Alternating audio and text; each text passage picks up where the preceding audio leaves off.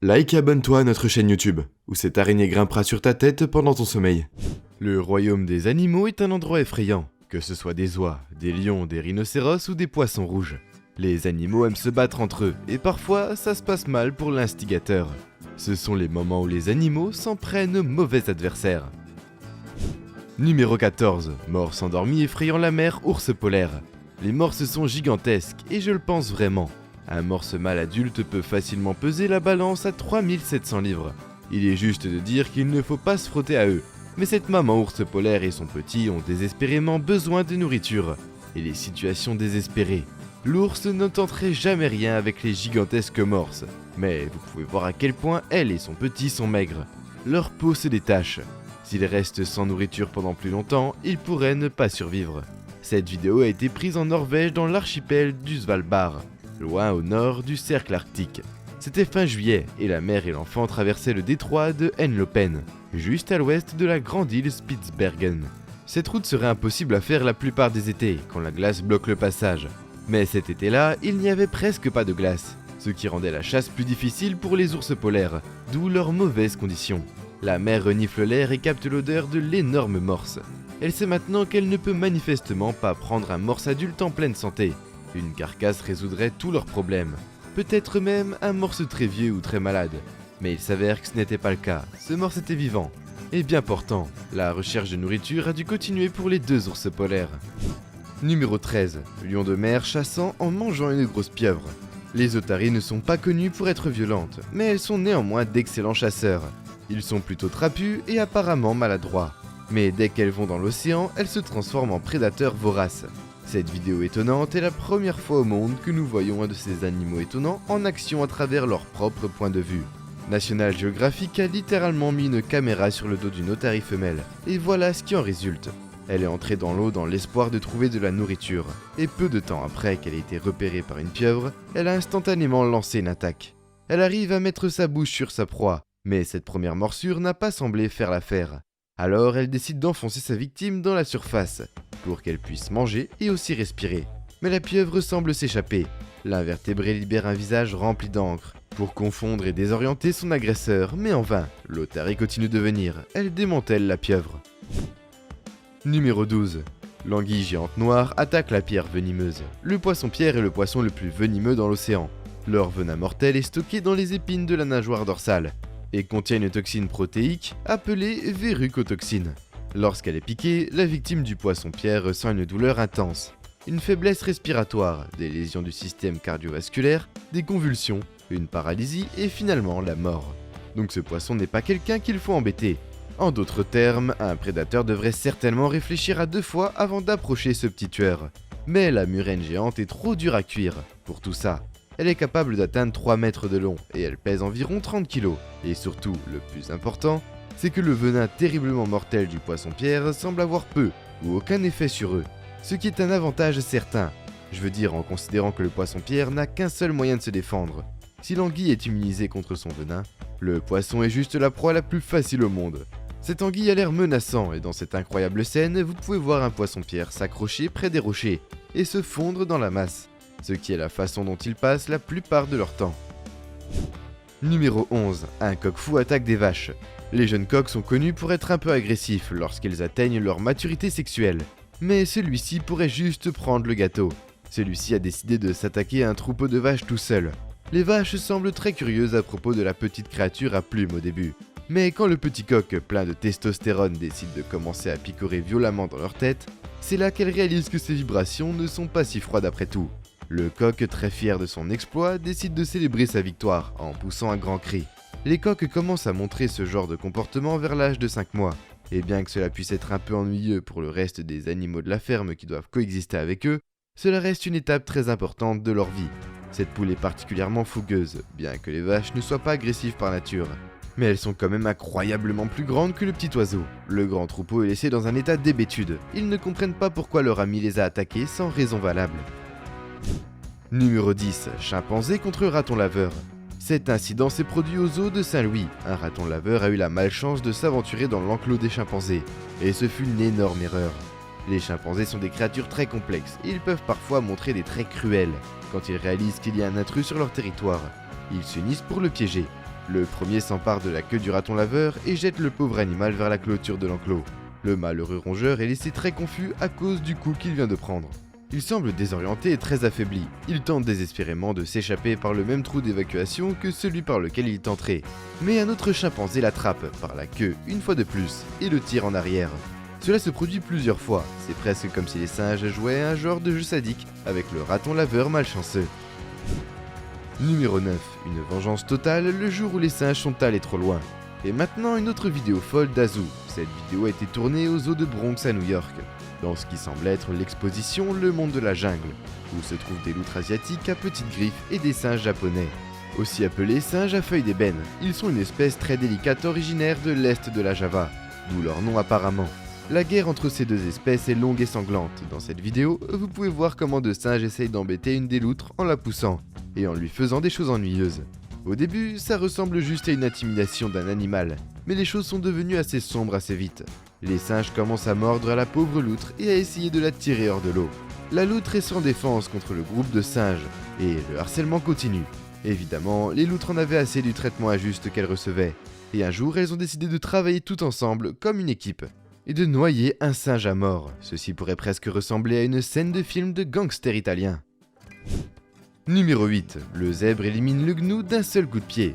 Dans cette séquence, vous pouvez voir beaucoup d'espèces animales se rassemblant autour d'un point d'eau dans la savane. Tous les animaux ici sont en fait herbivores, ce qui signifie qu'ils ne sont pas une menace pour les autres. Ce qui explique le fait qu'ils semblent tous très détendus, comme un groupe d'amis qui se détendent autour d'une piscine. Mais au milieu de la vidéo, la tension commence à monter et toutes les créatures semblent être un peu sur les nerfs. Peut-être ont-elles senti l'odeur d'un prédateur, ou peut-être qu'il y a trop d'animaux pour un seul petit point d'eau. À un moment, un des zèbres donne un coup de pied arrière très désagréable à l'un des gnous bleus. Le geste soudain du coup de pied a fait fuir tous les autres animaux. Et quand le troupeau se dissipe, on peut voir le pauvre gnou s'évanouir sur le sol. Le coup de pied était si fort qu'il l'a assommé d'un coup. Heureusement, la pauvre créature s'est réveillée plus tard, mais elle a été un peu secouée pendant un moment. Il savait pas que les zèbres avaient un coup de pied si puissant. Numéro 7. Une mère ours combat un tigre pour sauver son petit. Les ours sont plutôt grands et forts et effrayants comme ça. Mais une maman ours qui essaye de protéger son petit, c'est juste un truc. Et cette vidéo est l'exemple parfait de l'infaillibilité de l'ours. Ce bijou a été posté sur la page YouTube de Nat Geo Wild. Et on y voit une ours paresseuse luttant contre un énorme tigre pour garder son bébé en sécurité dans le parc national de Todoba en Inde. Cet incident a eu lieu pendant les durs mois d'été, quand les températures atteignaient des niveaux insensés. La chaleur extrême et la rareté de l'eau, elles amènent les animaux à se rassembler autour des points d'eau communs. Et cela peut créer beaucoup d'animosité. C'est l'un des exemples d'une rencontre vicieuse créée par les conditions climatiques difficiles. La maman paresseuse et son petit s'approchaient du point d'eau au moment où le tigre s'abreuvait. À la seconde où le tigre les voit, il charge immédiatement l'ours adulte. Mais la maman n'a pas l'intention de le faire aujourd'hui. Pas si ça peut mettre notre petit en danger. Ils se battent pendant environ 15 minutes et après, les deux animaux ont subi des blessures considérables, mais l'ourson était sain et sauf après tout. Numéro 6. Bélier contre taureau. Les béliers sont des animaux plutôt métalliques. Ils se battent littéralement en se cabrant sur leurs pattes arrière, et ensuite en se frappant la tête l'une contre l'autre, jusqu'à ce que l'une d'entre elles soit 2 fois étourdie. C'est terrifiant si vous y pensez, parce qu'ils semblent faire ça tout le temps. Leur crâne et leur cou ont évolué de telle manière qu'ils sont capables de supporter l'abus substantiel de leur manière. Les taureaux d'autre part se cognent aussi la tête, et il leur arrive aussi de gorger avec leurs cornes puissantes et pointues. Bien que les taureaux se battent surtout de manière biaisée à la lutte à cornes, leur taille est considérablement plus grande que celle des béliers, alors qui, selon vous, gagnerait dans un face-à-face? Regardons ça dans cette vidéo. Un bélier et un taureau semblent s'affronter, chacun à sa manière. Numéro 5. Mangouste jaune contre cobra du Cap. Les mangoustes sont petites, mignonnes même. Les serpents sont extrêmement vicieux et ils semblent avoir un air généralement très méchant. En d'autres termes, ils sont minuscules, mais ils sont très agressifs. Et leurs repas préférés sont les cobras. Mais comment peuvent-ils chasser un cobra sans être mordus et mourir instantanément? Bien, vous voyez, les mangoustes sont immunisés contre le cobra, donc oui, ça aide. Ça veut dire qu'en général, quand un cobra voit une mangouste, il va essayer par tous les moyens possibles de se cacher, ou de s'échapper loin. Mais chaque règle a son exception. Ce cobra du Cap faisait une petite sieste sous des meubles de jardin, et la mangouste était évidemment à la recherche d'une proie. Et quand elle attrape l'odeur du serpent, c'est le grand jeu.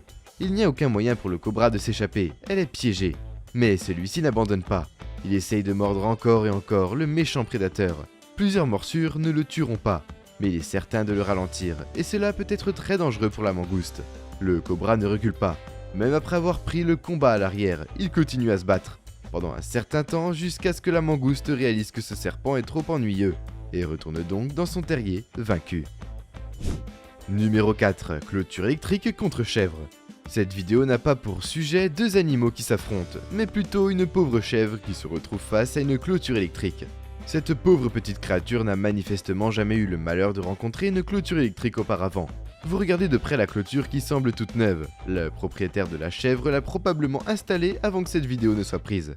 Donc l'animal étant un peu curieux, il est en enquête sur la nouvelle addition à sa maison. Gardez à l'esprit que cette clôture apparemment inoffensive contient en fait un énorme 5000 volts de courant électrique, qui, par tous les moyens, donnerait à n'importe qui des tremblements et une grosse frayeur.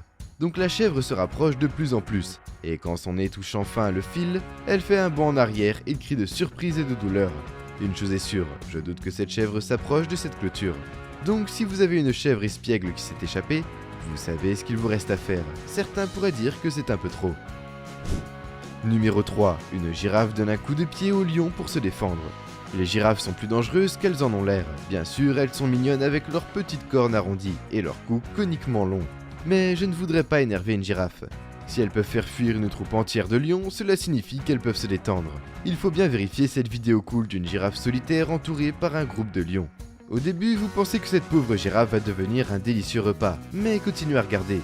Tout comme les chevaux, les girafes peuvent donner des coups de pied assez forts avec leurs pattes arrière, à tel point que ces lions peuvent être sérieusement blessés, et ils le savent, donc ils procèdent avec le plus grand soin et la plus grande prudence. Ils savent qu'ils peuvent risquer la mort s'ils sont trop imprudents.